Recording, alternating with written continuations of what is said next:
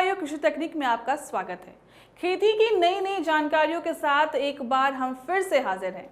आज हम धान की खेती से जुड़ी एक और खास जानकारी लेकर आए हैं। जी हाँ, वैसे तो धान की खेती कई तरीकों से की जाती है, पर श्री विधि से धान की खेती करना काफी फायदेमंद होता है।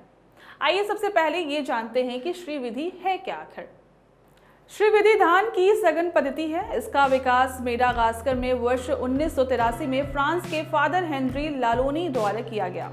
यह धान की खेती एक ऐसी विधि है जिसमें कम बीज, कम पानी तथा जैविक उर्वरकों के प्रयोग से धान के पौधों को जैविक वातावरण में लगाया जाता है, जिससे खेती में लागत कम होने के साथ साथ जिससे अधिक उपज प्राप्त हो जाता है। इसमें पौधों को कम गहराई पर रोपा जाता है, जिससे जड़ों का अधिक विकास होता है और प्रति पौधा अधिक स्वस्थ बालियां बनती हैं। अब जहां तक जलवायु का सवाल है, तो धान की खेती के लिए समशीतोष्ण जलवायु की आवश्यकता होती है। लगभग 20 से 37 डिग्री सेल्सियस तापमान में धान के पौधों के लिए जरूरी होती है। थोड़े थोड़े दिनों के अंतराल पर यदि हल्की हल्की बारिश होती रहे तो पौधों का अच्छा विकास होता है, जिसका उत्पादन पर सीधा असर पड़ता है तथा उत्पादन अधिक प्राप्त होता है। किसान भाइयों, श्री विधि से धान की खेती कर ज्यादा उपज प्राप्त करने का एक अच्छा विकल्प है। इसकी जलवायु के बारे में आपने जानकारी प्राप्त की। अब आगे इसके लिए उपयुक्त मिट्टी, खेत की तैयारी और नर्सरी कैसे तैयार करते हैं, इसके बारे में जानते हैं।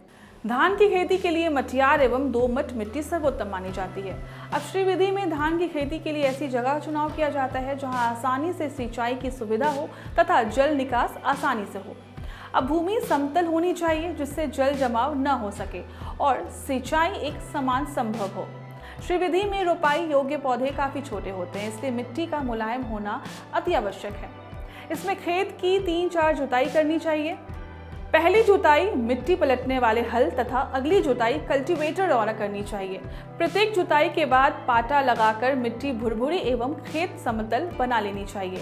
नर्सरी तैयार करते समय बहुत सावधानी बरतनी चाहिए। क्यारियां बनाते समय इस बात का ध्यान रखना चाहिए कि क्यारी खेत के कोने में बनाई जाए जहां पौधे रोपण करना है। सामान्यतः 1 हेक्टेयर भूमि की रोपाई के लिए नर्सरी तैयार करने के लिए लगभग 1000 वर्ग फुट भूमि की आवश्यकता होती है। क्यारी के दोनों तरफ सिंचाई के लिए नाली बनाना आवश्यक है। इसके लिए सर्वप्रथम सूखी मिट्टी एवं गोबर की सड़ी खाद को 2:5:1 के अनुपात में अच्छी तरह मिलाकर छान लेते हैं। उसके बाद केले के पत्ते या पॉलीथीन सीट बिछा देते हैं। अब पॉलीथीन सीट में छोटे छोटे छेद कर दें। इसके ऊपर 5 से 6 सूखी गोबर मिश्रण की परत बना लें। पूर्व अंकुरित बीजों को इसके ऊपर इस तरह छीट दें कि बीज एक दूसरे को छू ना सके। इसके उपरांत बीजों पर मिट्टी गोबर मिश्रण की 2 से 2.5 इंच मोटी परत से ढक दे तथा हजारा से हल्की सिंचाई कर दे। बीजों को चिड़ियों एवं धूप से बचाने के लिए पुआल की पतली परत से ढक दे। धान की खेती में अच्छी नर्सरी तैयार करना जरूरी होता है, क्योंकि धान की उपज नर्सरी में तैयार कल्लों पर ही निर्भर करती है। किसान भाइयों, श्री विधि में बीज काफी कम मात्रा में उपयोग की जाती है। लगभग 1 एकड़ में पौधा रोपण के लिए सिर्फ 2 किलोग्राम बीज की आवश्यकता होती है। आइए अब जानते हैं कि बीज का शोधन किस प्रकार होता है। इस विधि में बीज शोधन अत्यंत आवश्यक प्रक्रिया है। इसके लिए चौड़े मुंह वाले बर्तन में नमक युक्त पानी में बीज को डाला जाता है। जो बीज सतह पर आ जाते हैं उन्हें निकाल देते हैं। इसके बाद साफ पानी से बीज को 2 से 3 बार धोकर 8 से 10 घंटे तक भिगोते हैं।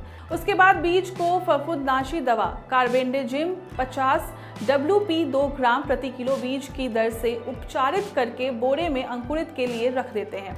जब बीज के ऊपरी सिरे पर हल्के सफेद रंग के अंकुर दिखाई देने लगते हैं, तब बीज क्यारी या नर्सरी में बोने के लिए तैयार हो जाते हैं। क्यारी या नर्सरी में बीज के एक समान छिड़काव के लिए इसे 4 समान भागों में बांट लिया जाता है और एक एक कर चारों भागों को छिड़काव किया जाता है।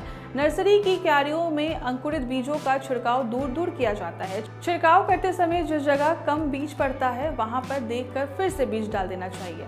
अब क्यारियों में पानी का छिड़काव प्रतिदिन सुबह शाम किया जाता है। सिंचाई करते समय यह सावधानी बरतनी चाहिए कि बीज मिट्टी से बाहर न निकले। इसके लिए क्यारियों के चारों तरफ केले या तने या बांस की खच्ची अथवा मिट्टी का सहारा दिया जाता है। किसान भाइयों, रोपाई से पहले मिट्टी की पोषण क्षमता बढ़ाने के लिए कुछ जरूरी कदम उठाए जाते हैं, जिसमें मिट्टी की उर्वरता बढ़ जाती है। आइए जानते हैं इसके बारे में। मिट्टी उर्वरता को बढ़ाने एवं उसकी दशा को ठीक करने के लिए विभिन्न प्रकार के कार्बनिक खादों की आवश्यकता होती है और इनके प्रयोग से खेतों में लाभदायक सूक्ष्म जीवाणुओं की संख्या में वृद्धि होती है। अच्छी उपज के लिए सड़ी हुई गोबर की खाद या कंपोस्ट 15 टन प्रति हेक्टेयर के हिसाब से प्रयोग करना चाहिए। अगर गोबर की खाद के साथ केंचुआ खाद उपलब्ध हो तो दोनों को मिलाकर उपयोग करना चाहिए। खेत में धान की रोपाई से 2 माह पूर्व खेत की जुताई के बाद मूंग ढेंचा की बुआई करनी चाहिए। 45 से 60 दिनों के पश्चात खेत की जुताई कर फसल को मिट्टी में दबा देना चाहिए। इससे भूमि में जीवाणुओं की संख्या वृद्धि होती है। ये जीवाणु वायुमंडल से नाइट्रोजन लेकर जड़ों में संग्रहित करते हैं। विभिन्न प्रकार के जैविक उर्वरकों के प्रयोग से इनका खेतों में उपलब्धता बढ़ती है। इससे रासायनिक उर्वरकों पर निर्भरता कम हो जाती है। श्री विधि से धान की फसल लगाने में मार्कर का प्रयोग जरूरी है। इससे धान के पौधों की सही प्रकार से रोपाई होती है। अब मार्कर कई प्रकार के होते हैं, आइए जानते हैं मार्कर और पौधों की रोपाई के बारे में। खेत में निशान लगाने हेतु विभिन्न प्रकार के मार्कर प्रयोग में लाए जाते हैं, जैसे वर्गाकार marker, zigzag marker, super marker, लकड़ी का मार्कर, कुंडिया मार्कर आदि।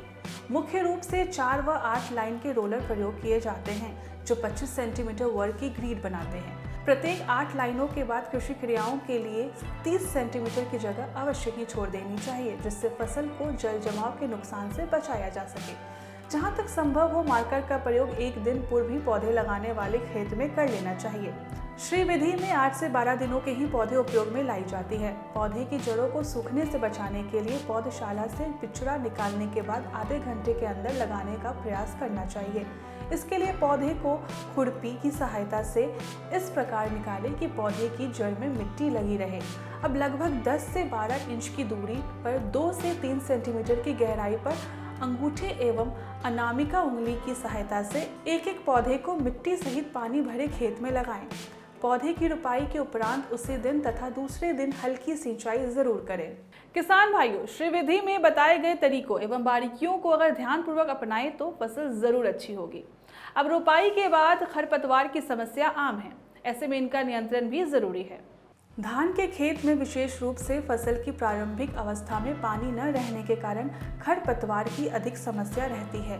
अतः रोपाई के 10 दिनों के अंतराल पर 3 से 4 बार कोनो वीडर चलाकर खरपतवारों को नियंत्रित किया जाता है। वीडर चलाने के लिए जरूरी है कि पौधे से पौधे की तथा लाइन से लाइन की दूरी अधिक हो, जिससे दोनों ओर वीडर को आसानी से चलाया जा सके। इसके फलस्वरूप मिट्टी में मौजूद लाभकारी सूक्ष्म जीवाणुओं की क्रियाशीलता बढ़ जाती है। रोपाई के 10 से 12 दिनों के बाद निराई गुड़ाई करनी चाहिए। पहली निराई रोपाई के 8 दिन के बाद से प्रत्येक 10 दिन के अंतराल पर हस्तचालित कृषि यंत्र से ही की जानी चाहिए।